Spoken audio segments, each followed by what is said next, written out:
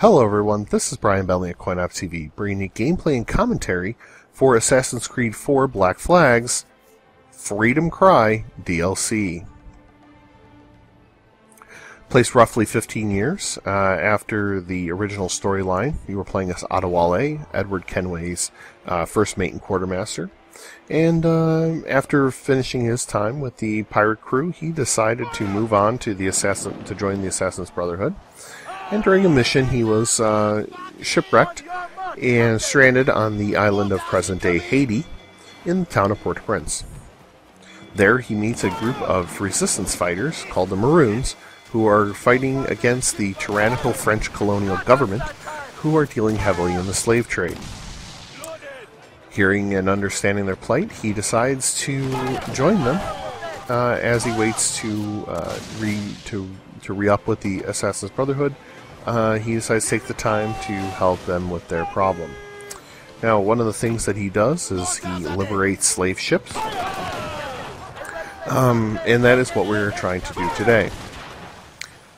So, there's kind of there's multi-tiered aspects to liberating a slave ship. Now, the slave ship itself has 100 people on it, 10 Maroons who are resistance fighters, and just 90 regular slaves. Now, of course, in reality, that ship probably would have held three or four times that. But for the game, there's 100 people. Now, what I've done is, so what you need to do is sink the 3 escort ships without actually damaging the slave ship, which will kill the slaves aboard it. So what I've done is which is one strategy, is I've pulled the escort ships away from the slave ship, so it wouldn't accidentally damage it. Now, there have been times where I've been in much closer quarters, and I've had to, use the slave ship, kind of as a blocker, to sail around it in order to avoid being shot. Now, I just sunk a man of war there. There's always at least one man of war in the escort group, so it's not exactly something simple. Like, this isn't just like a simple thing. Like, this actually is it takes a little bit. Now, I've upgraded the Experto Credi entirely at this point, so it's not quite as bad. Now, I accidentally did damage another ship, so of course they're going to start attacking me, and I've gained the attention of a level 1 hunter. So we'll have to do something about that as well. Not sure what I did there, but oh well. Anyway, I'm going to sink that ship, and we're going to move on and take out the hunter before we go and board the slave ship and liberate the slaves. Now, one of the things I definitely want to talk about before we get into the hand-to-hand combat section of the game is the score. The scoring in this DLC is phenomenal. Now, a lot of times DLC will use a lot of the same assets and stuff, and the music is no different.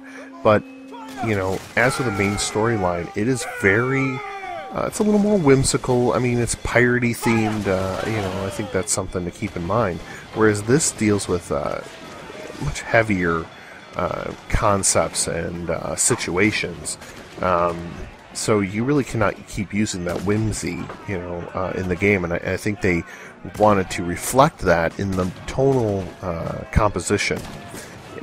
And I think they're very successful with that. It has a very earthy quality to it that really grounds the entire story, and I think it makes it feel more epic. And I really appreciated the work that Ubisoft really did on this, especially in the music and scoring.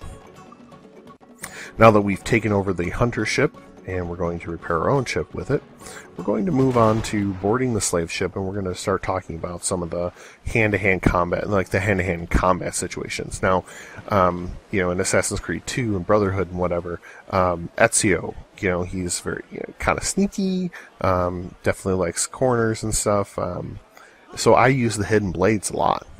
Now, as Edward Kenway, he has his pistols, and I tend to use those quite a bit in battle, so I really like the swords, just the way the animations look and the way it feels. So I don't use, the hidden blades as much with Edward Kenway. Now, Edward is much more agile and light on his feet than Adewale is. Adewale is all about brute force.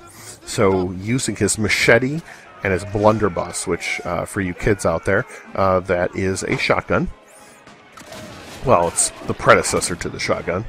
It has a spread mentality, area of effect, but it's very, very short range.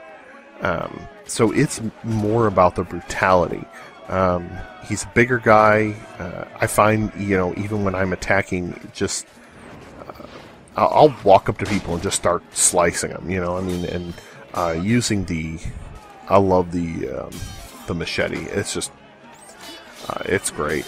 But it is really brutal. You see here, I'm gonna do something to this guy's neck. Or well, first I'll shoot up a bunch of guys with my blunderbuss. But I'm gonna grab a guy and just twist his neck around the back of the blade. But I really like how the combat is, especially in this version. It's not like there are 5 guys who sit around and wait their turn. That was one thing. I mean, as much as I appreciated them waiting, it's not realistic.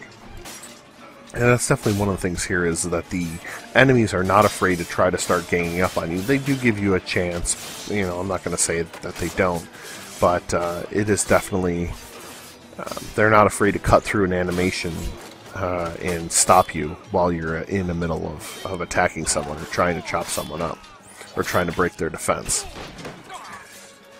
So once we get to the point where I've liberated the slaves, liberated the ship, you'll see that I'm going to show you all your rewards that you're given during the game are based on the number of slaves and the number of maroons that you've liberated.